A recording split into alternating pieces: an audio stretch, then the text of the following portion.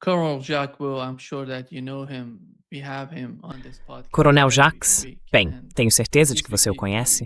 Nós o recebemos neste podcast toda semana. Nesta semana ele não pôde vir por causa das novas sanções. Ele estava tentando, sabe, fazer algo a respeito, ver o que está acontecendo com essas sanções e como pode reduzir o impacto delas em sua vida. Então, Alex, o que está acontecendo? Há muitos problemas. A Europa está indo atrás de pessoas que são contra a guerra.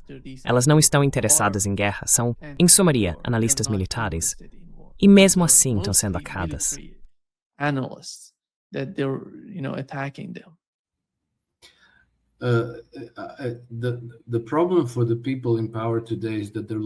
O problema para as pessoas no poder hoje é que elas estão perdendo o controle da narrativa. E isso significa tudo para elas.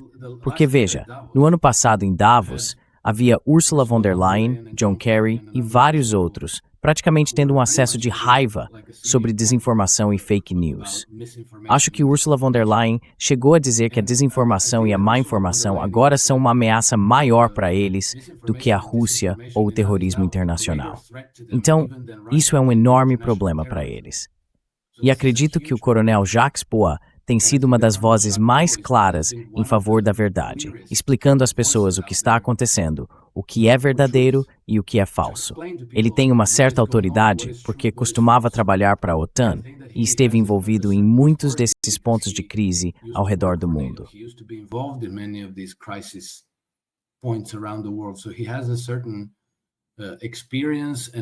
Então ele tem certa experiência, conhecimento e autoridade. Por isso a voz dele contava muito, mas muito mesmo. Acho que todos nós aprendemos muito com Jacques Bois. E então decidiram silenciá-lo. Aplicaram sanções para tornar impossível que sua voz fosse ouvida. Bem, sabe, no fim das contas, isso vai voltar como um bumerangue, eu acho. Porque agora as pessoas percebem que se antes não conheciam Jacques Bois, talvez agora passem a conhecer. E aí, como sempre acontece quando algo é proibido, vem aquele efeito Streisand. As pessoas ficam curiosas, tipo, certo, o que foi que ele disse para que reagissem com tanta força e o silenciassem? O mesmo aconteceu quando demitiram Tucker Carlson da Fox News. Eles o silenciaram? Na verdade, não. Acho que a situação até piorou para eles.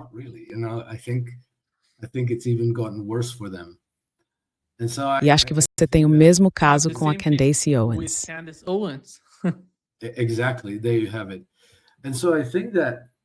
Exatamente. Aí está. E eu acho que isso é algo muito, muito importante, porque o que isso nos mostra é que estamos vencendo, nós, ou seja, as pessoas comuns que querem saber a verdade e descobrir a verdade. Ninguém gosta de ser enganado. Especialmente quando dizem, você vai ter que sacrificar seus filhos, e depois mentem sobre o motivo de ter que sacrificar seus filhos. Acho que não. Então, sabe, acho que eles estão desesperados, não sabem o que fazer. A reação instintiva é silenciar as vozes que compartilham a verdade inconveniente. Mas no fim das contas, acho que isso vai ser contraproducente. Vai levar a muitas consequências não intencionais e resultados opostos.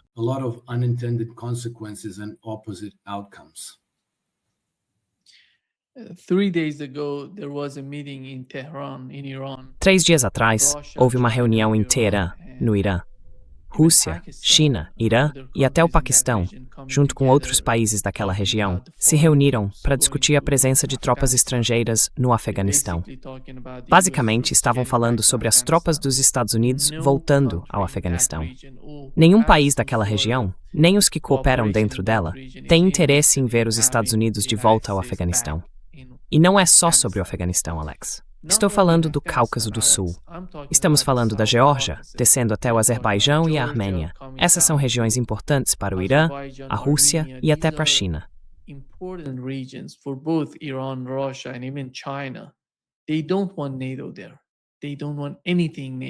Eles não querem a OTAN lá. Eles não querem ter nada a ver com a OTAN. O motivo é que essa guerra devastadora na Ucrânia mostra como isso poderia levar a uma nova guerra, um novo conflito, se eles forem para lá. E por que isso está acontecendo durante o governo Trump? Ele estava, sabe, até na estratégia de segurança nacional falando sobre o hemisfério ocidental. Mas enviar tropas de volta ao Afeganistão? Bem, tivemos o caso da Síria, que só mostra o quão estúpidas são essas políticas. Uma facção atacando outra facção. Ninguém nem sabe quem está governando a Síria hoje. É tudo sobre caos, criar mais caos e novos conflitos. It's all about chaos and making new chaos and new conflicts.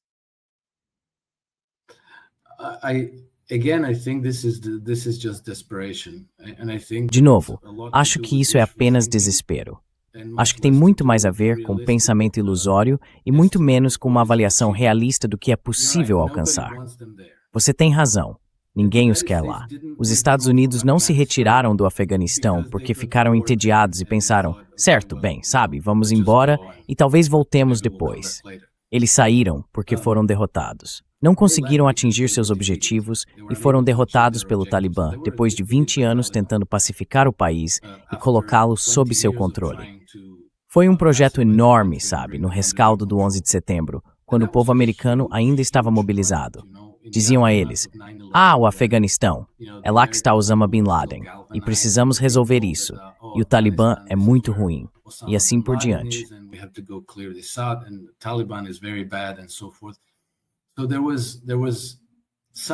Então houve algum grau de aquiescência do povo americano em relação a tudo isso. Eles sabiam que era ilegal, errado em certo nível, mas também pensavam, bem, talvez seja para o melhor, porque essas pessoas são terríveis, são terroristas e precisamos resolver isso lá.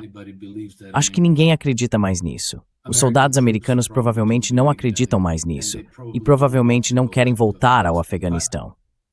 Mas lembro que em 2021, quando os Estados Unidos se retiraram do Afeganistão, Trump queria fazer isso, mas tornaram impossível para ele.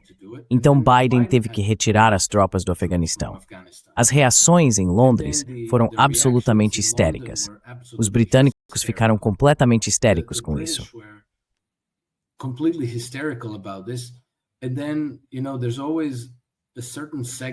E então, você sabe, sempre existe um certo segmento nos Estados Unidos, o chamado Estado Profundo, que está completamente alinhado com a política britânica.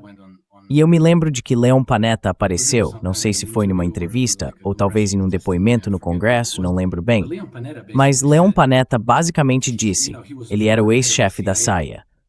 Sim, eventualmente teremos que voltar ao Afeganistão de qualquer maneira. Ele não explicou o motivo, obviamente. Se você perguntasse por quê, ele falaria sobre terroristas, liberdade, democracia, mulheres e meninas. Esse era o tema na época da retirada. Mulheres e meninas, certo? Acho que nada disso convence mais. Acho que todas essas justificativas perderam completamente a credibilidade. O Talibã já provou que pode expulsá-los de lá. Acho que a situação mudou de forma muito, muito drástica.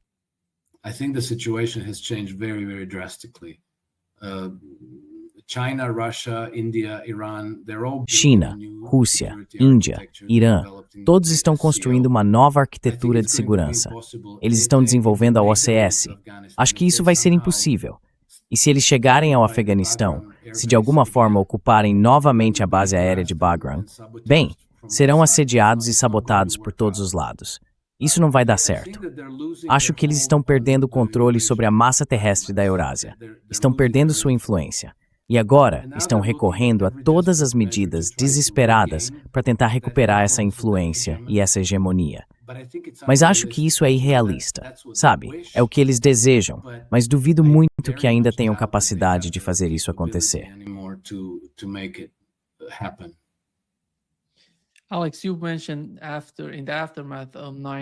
Alex, você mencionou que após o 11 de setembro, lembra-se de como a sociedade, a opinião pública dos Estados Unidos naquela época, todos estavam unidos.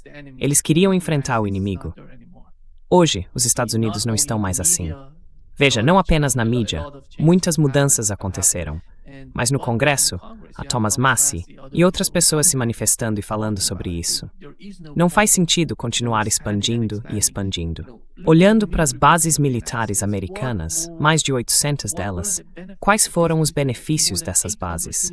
Se entrarem em guerra, por exemplo, com o Irã, elas serão alvos fáceis para o exército iraniano. Como isso seria útil para os Estados Unidos? Isso não faz sentido. Veja o que a China fazendo. That doesn't make sense. Look at what China is doing.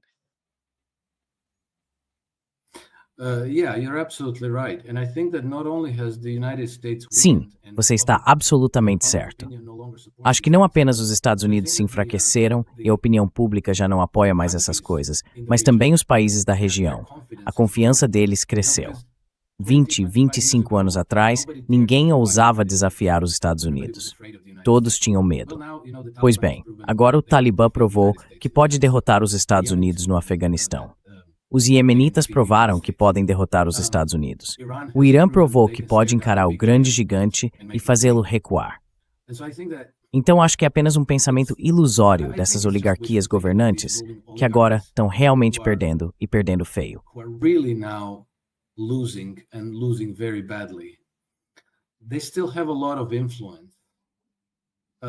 Eles ainda têm muita influência, uma grande influência. Sabe, cerca de 10 dias atrás, o novo projeto de lei do NDAA foi aprovado, o projeto de alocação de defesa, e o Congresso votou no projeto, determinando que o governo Trump não pode retirar tropas da Europa, porque Trump queria fazer isso, mas o Congresso tornou impossível para ele fazê-lo. Então veja, dentro da administração americana ainda existem muitos interesses opostos.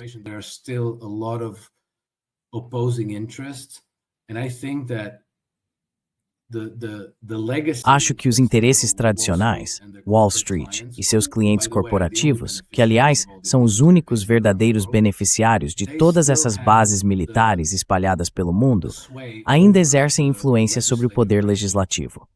Então o Congresso sempre vota a favor do que eles querem.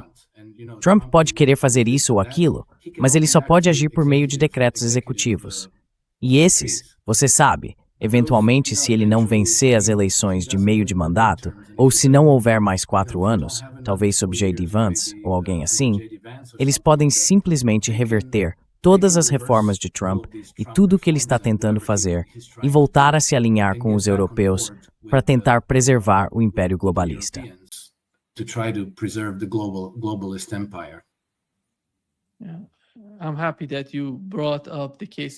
Fico feliz que você tenha mencionado J.D. Vance, porque se você quer que ele, ou alguém como ele, seja o próximo presidente dos Estados Unidos, é preciso começar a preparar o terreno para isso. Até agora, parece que o movimento MAGA não está satisfeito com o que Donald Trump está fazendo. No Oriente Médio, na Venezuela, as pessoas não estão contentes com essas políticas e a situação está ficando meio estranha. Veja o que Donald Trump disse ontem sobre a Venezuela. Alex.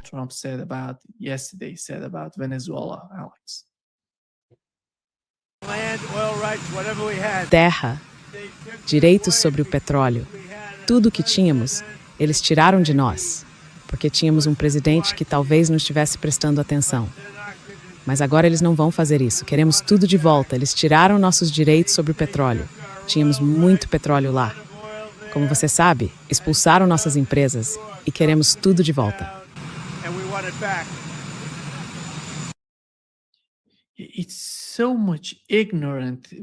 É tanta ignorância quando se trata da Venezuela. Ele simplesmente não entende que se seguir nessa direção, se entrar na Venezuela, será o fim do movimento dele, do MAGA, de tudo que queriam que o governo Trump fizesse por eles.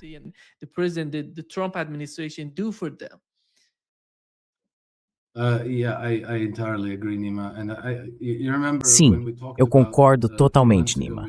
E você se lembra quando conversamos há alguns meses, falamos sobre o Irã e toda essa ideia de travar uma guerra de mudança de regime contra o Irã. Por um tempo, parecia que eles realmente iam fazer isso, porque estavam levando todos aqueles bombardeiros estratégicos para Diego Garcia, porta-aviões e tudo mais. E eu pensei, isso é tão absurdamente estúpido que não consigo acreditar que eles realmente vão seguir adiante com isso. Tenho que dizer, estou completamente sem entender o que diabos eles estão fazendo na Venezuela, porque para mim, de novo, isso parece tão absurdamente estúpido. Não consigo ver por que Trump estaria fazendo isso. E então, ok, o documento da Estratégia de Segurança Nacional diz que é para sustentar a doutrina Monroe e tudo mais. Monroe Doctrine and this and that. And so that might explain it. E isso talvez explique a situação. Mas ainda assim, É uma estupidez extraordinária, porque veja bem, estamos nos aproximando das eleições de meio de mandato, que são praticamente a principal prioridade do governo Trump. Vencer as eleições de meio de mandato é o objetivo, certo?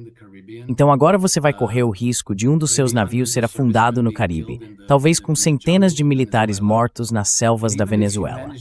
E mesmo que consiga realizar uma mudança de regime na Venezuela, o que aconteceria, com certeza, é que surgiria uma insurgência enorme. E qualquer regime que você colocasse em Caracas não teria um único dia de paz. Seria uma Guatemala 2.0. Haveria massacres em massa. Seria uma Líbia 2.0. Um estado falido no seu próprio quintal. Foi para isso que o povo americano votou? Is that what the American people voted for? Is that what anybody is going to vote for in the midterm? É isso que alguém vai votar nas eleições de meio de mandato? Eu não vejo isso acontecendo. Então, sabe, se acabar havendo muitas baixas e navios afundados, e talvez você até perca. Quem sabe? Porque veja, você não teve sucesso contra o Talibã, não teve sucesso no Iêmen. O que faz você achar que vai ter sucesso contra Maduro na Venezuela? Quero dizer, Maduro pode ser um líder fraco, mas sabe, os venezuelanos ainda se lembram de quando tinham outro presidente. Acho que Trump estava se referindo a Carlos Andrés Pérez, que era um cara da CIA. 80% dos venezuelanos viviam abaixo da linha da pobreza, apesar de todo o petróleo que tem. E os direitos sobre o petróleo é o quê? Como se você tivesse comprado isso de forma justa e honesta para o benefício do povo venezuelano.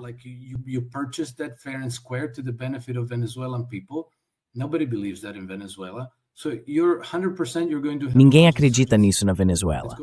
Então, com certeza, você vai enfrentar uma grande insurgência que vai te assediar, como o Talibã fez.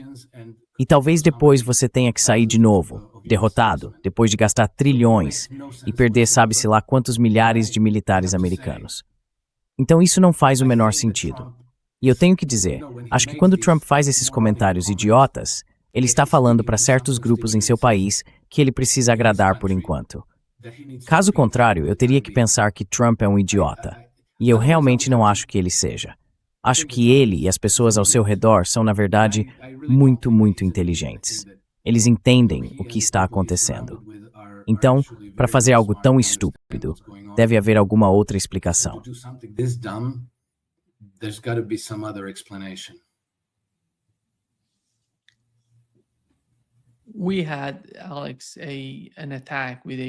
Tivemos, Alex, um ataque envolvendo um pai e seu filho na Austrália, em Bondi Beach. Eles estavam atacando membros da comunidade judaica local.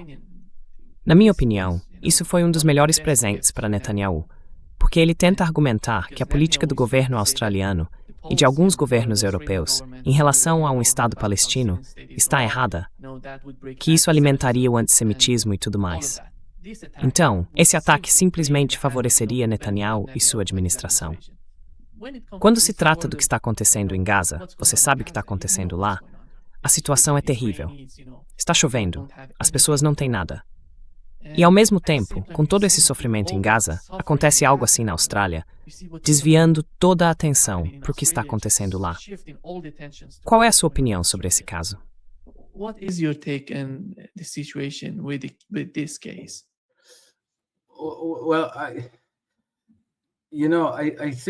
Bem, sabe, acho que isso vai acabar sendo um presente muito ruim para Netanyahu, justamente pelo motivo que você mencionou. Já vejo que há muitas pessoas muito desconfiadas de Israel.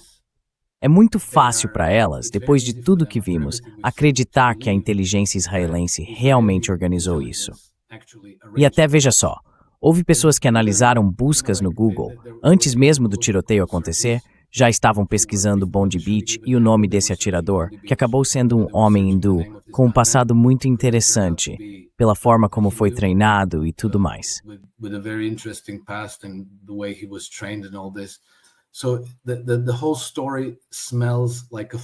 Então, toda a história parece um ataque de bandeira falsa.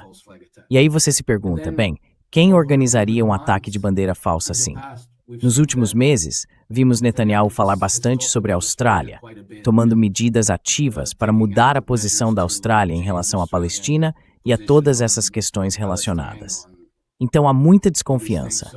E eu acho que com o tempo, meio como no caso do assassinato de Shirin Abu Akleh, eles quiseram culpar um atirador solitário e transformar isso em um desenvolvimento positivo para Israel. Mas acho que acabou saindo completamente pela culatra.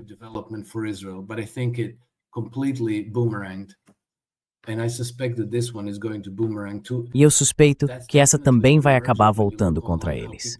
É exatamente isso que se vê quando se olha online, como as pessoas estão discutindo o assunto. Você lê uma notícia, depois passa pelos comentários e precisa rolar bastante antes de encontrar alguém que acredite na versão oficial. Acho que a grande massa das pessoas não é mais tão ingênua.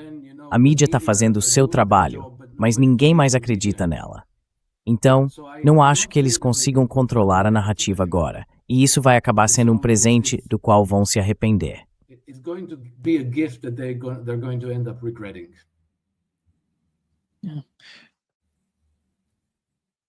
Netanyahu, Alex, Sim, Nathaniel, Alex, na minha opinião, um dos pontos desse ataque seria que Israel está tentando dizer que as pessoas que vivem em Israel estão mais seguras do que os judeus fora de Israel.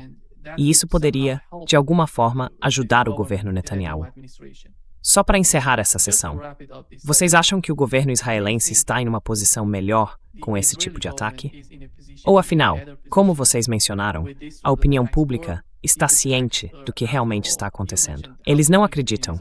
Bem, não sei se conhecem toda a realidade, mas não acreditam na narrativa oficial, na versão oficial do que está acontecendo. Como vocês veem a situação de Israel?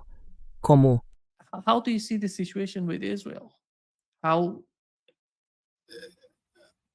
I think, Nima, that Acho, Nima, que Israel não apenas perdeu um apoio muito substancial do público ocidental, especialmente nos Estados Unidos e até mesmo entre os conservadores, mas também tenho a impressão de que Israel perdeu um apoio significativo dos próprios judeus.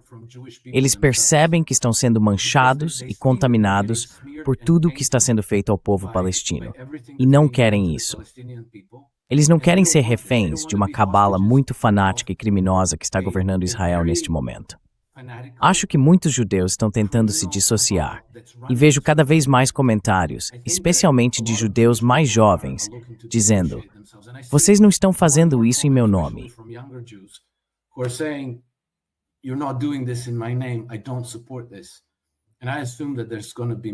Eu não apoio isso, e presumo que haverá muitos outros casos semelhantes. Ouvi até algumas vozes de judeus australianos expressando as mesmas preocupações. No geral, estou publicando hoje um relatório no meu Trend Compass sobre uma mudança tectônica que está ocorrendo no Oriente Médio. Provavelmente estamos nos aproximando daquela famosa profecia de Henry Kissinger, de 2012, quando ele disse que, 10 anos depois, não haveria mais Israel. E agora, estamos entrando em uma fase em que Israel está em rota de colisão com o governo Trump.